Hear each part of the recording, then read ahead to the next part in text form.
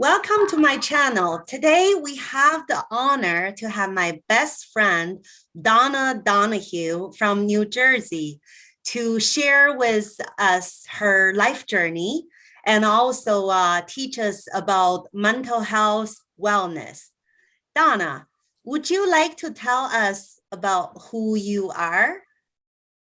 Yes, I'm a wife and mother, and I'm a survivor of childhood complex trauma. And I have done a lot of healing work, probably going on 30 years now, and have really come to the other side of it. So I decided to become a generalist psychoanalyst, and I specialize in trauma recovery. And I also wrote a book called Witness Awakening, Finding Peace and Healing in the Midst of Childhood Trauma, that to help other survivors and practitioners have a deeper understanding of what's involved with, deep healing. Wow, Donna, Yes. I just so appreciate your vulnerability and authenticity because not everyone is comfortable to share about their past trauma. I'm just curious, would you like to teach us a little bit about what is complex PTSD? Yes, complex PTSD is when a child experiences repeated traumas throughout childhood. It presents itself differently than straight PTSD, which could be an isolated incident, in adulthood or even in childhood. And its complex trauma has a whole different presentation is where you'll see it interpersonally in the way the person's able to connect with others, how they feel about themselves, and many other symptoms. So that's the basic idea of complex trauma. Wow, that sounds very interesting. So, would you mind to tell my audience how would one person realize that they have this past trauma or complex PTSD that they've been dealing with? What they're looking for? It's very complicated because some people remember their traumas, so they know some things happened to them. However, even when people remember their traumas, they tend to minimize them and may not even think of them as trauma until maybe years later they're in with their therapist and they're sharing, and their therapist is explaining to them that this would be considered traumatic experiences. But they may experience feeling immature or reacting childlike when they're an adult and it really doesn't match the situation. They may be very overreactive, have a nervous system that's on edge, experiencing a lot of nightmares, misinterpreting others' behaviors because they have a distorted filter that was created through a lot of wounding. Many times you'll see compulsive behaviors. You may see mood issues involved. And there's many symptoms that they will see. But in general, I believe the person knows something isn't right, like something doesn't feel right to them, and they're trying to figure out what's causing it. So when you explain to somebody, as I have many times with clients, the first time they're hearing someone explain to them what complex trauma is and how their behaviors and experiences match up to it so clearly, they're shocked that that's what's been happening to them, and many times relieved that there's an explanation for what they're experiencing. Wow, that's a great summary. I remember the first time we met was back in 2016, and we were roommates at the Judy Crane's trauma therapy training. That was our the start of our friendship, and I'm just so Yes. grateful for that. Me too. Yeah. So Memories. yeah. So Donna, do you mind to share who or what did you do to help you to kind of start this healing journey? Yes, it started when I was in my old career and I wanted to change careers. And I thought that I needed to be a client in therapy before I could ever be a therapist. And I thought that was the reason why I was going to therapy. But once I got in there and I was there for a while, I realized there was a lot going on with me that I had been in denial of.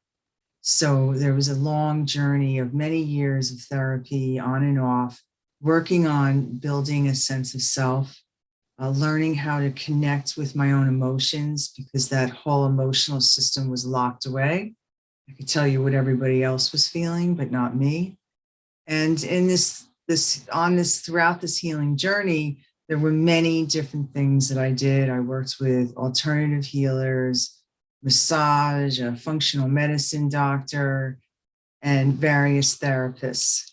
And then came to a point in my early 40s where I must have felt safe enough on some level to start remembering because my traumas were 100% repressed.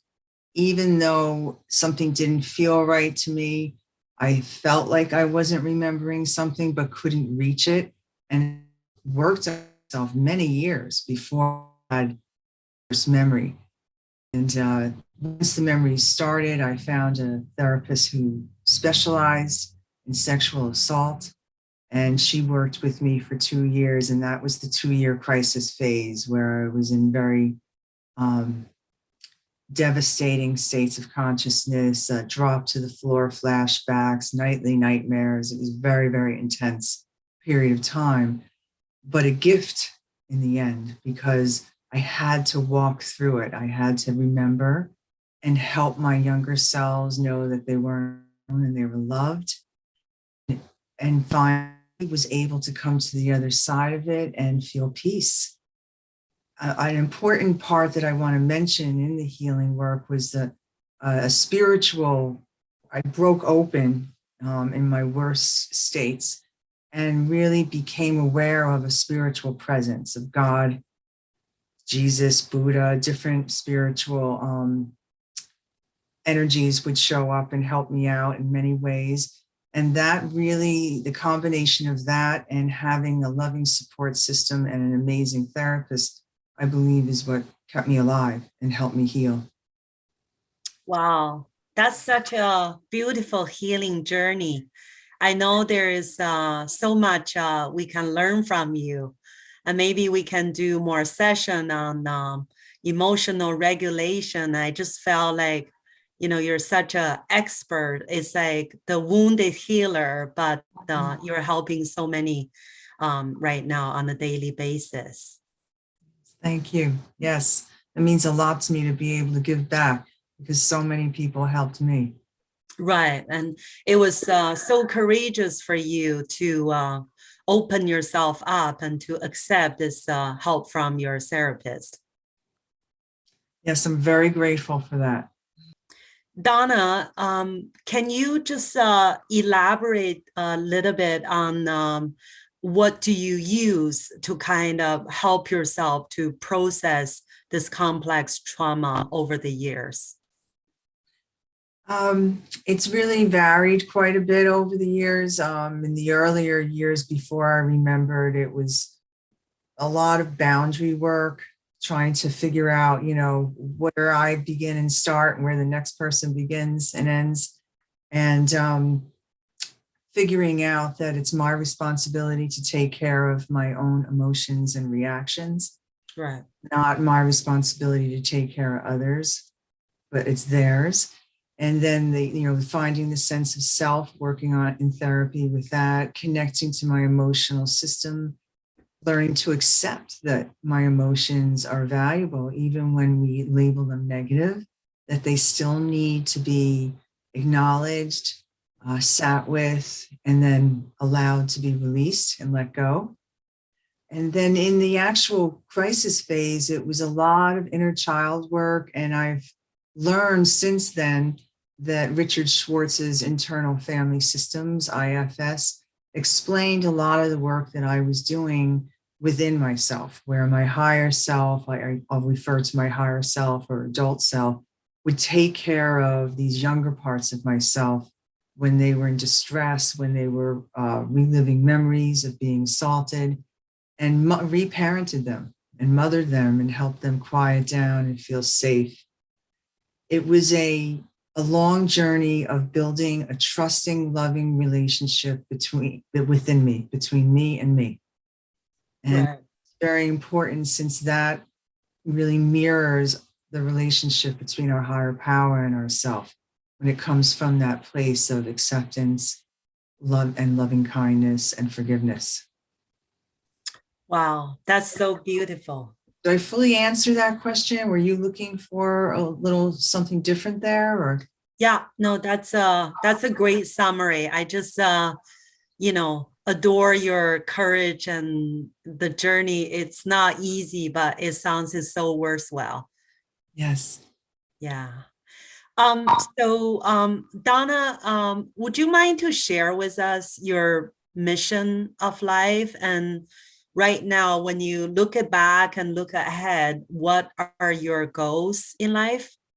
My goals are to continue growing in my spiritual practice of loving forgiveness, um, learning to judge my brothers and sisters, spiritual brothers and sisters less, because I really have learned over and over again that behavior is purposeful. And when people are acting out and being negative, they're showing you their suffering. They're telling you something's wrong, but they just don't know how to do it in this, what we would call a healthy, mature way. So to try to meet them from a place of love rather than judgment. Um, I would love to spend more time with my dear ones, my family and my friends, you, Jing.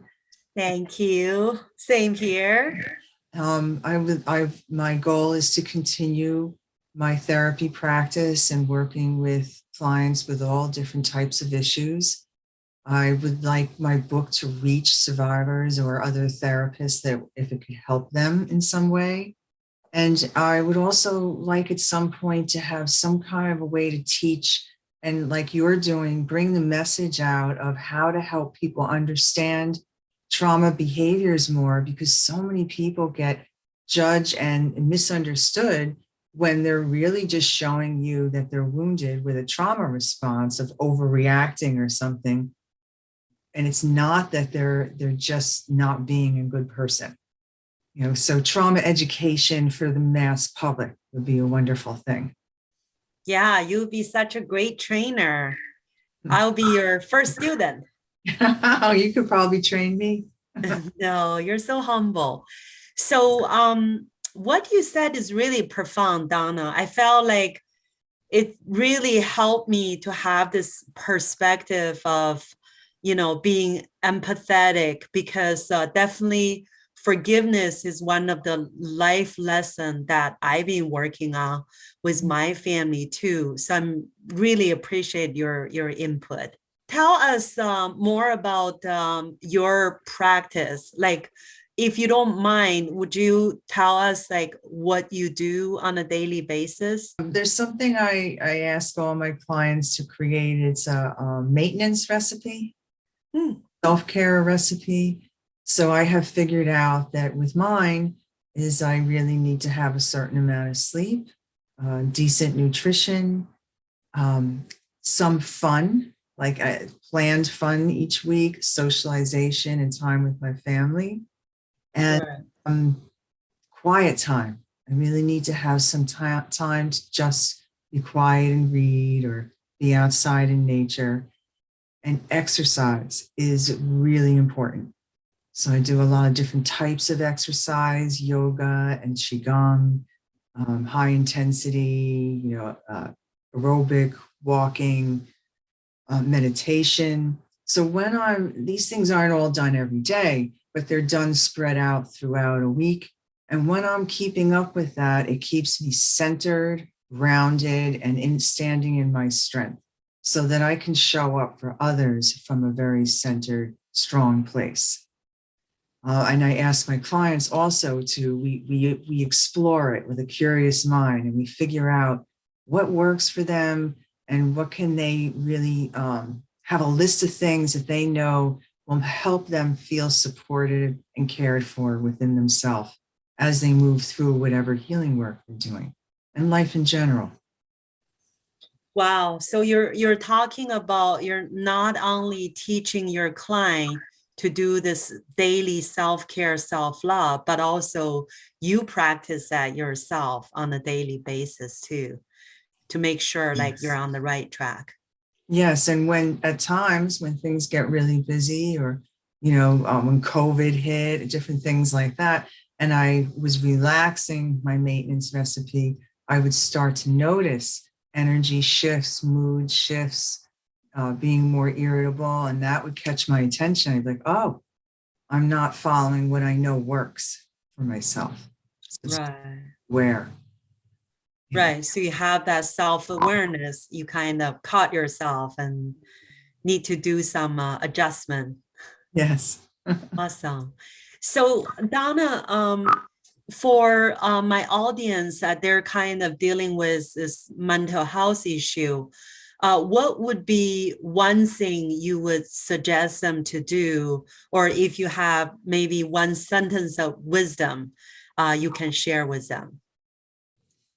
Well, finding a way to really get in touch with themselves and learn about themselves and from a loving place, working with their inner critic, not in a not trying to get rid of their inner critic, but learning to love their inner critic to soften it. And the more they learn about themselves, and that might be through the vehicle of therapy, self-help books, coaches, finding what works for them as an individual to embark on this journey of learning about themselves and loving who they are. Great. And one more thing, and understanding that the parts of themselves that they may not like or feel weak to them are usually parts that are expressing wounding, and they need to be taken care of, not gotten rid of. Great. Yeah, that sounds like something that people can start it to try to help themselves, right? Yeah. What about for my audience that they're caregivers of their loved ones who are dealing with mental health issues? It's so important for caregivers, whether it's many times overextends themselves and sacrifices themselves to the point that they are weakened and they can become resentful, which is an absolutely understandable reaction because it's difficult to be caring for somebody frequently other than themselves. So something I learned from one of my early therapists was she told me that she would say, Donna, when you take care of yourself, when you take some time for you, you're literally giving your family a gift. And Right. I thought that was so hard to take in. Society does not teach us that. It tells us give, give, give, give, keep taking care of. That's good. It doesn't teach us how, when we do that, we can't show up for our loved one in a strong, calm, loving way because we've sacrificed ourselves to the point where we're breaking down. And it can be small acts of kindness. It doesn't have week-long retreats. They're nice, even a half an hour in a day to just sit and do something that's enjoyable or have some extra rest, a nice cup of tea, meeting with a friend, finding someone to help with your loved one who needs care while you take a break. It goes such a long way in being able to do that caregiving from your heart rather than from. Wow. That sounds really good. Yeah.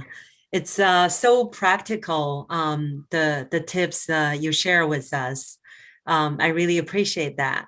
And lastly, Donna, I'm just wondering if you can share with us anything about your book. And I read it and it's such an inspiration. I really enjoy it. I know it's the Amazon bestseller, right? Yes, yes, I'm very proud of that. Yeah, me too. So this is the book. It's Witness Awakening, Finding Peace and Healing in the Midst of Childhood Trauma. The author says Marie McCarthy. That's a pen name. And it's on Amazon. It's also, you can access it through my website, witnessawakening.com. If you go to the website, there is a toolbox, a healing toolbox page where it has all kinds of ways that you can work with yourself. And there's also a free guided meditation for relaxation that I made up for my clients years ago. My book took 9 years to write. It was difficult with my learning issues.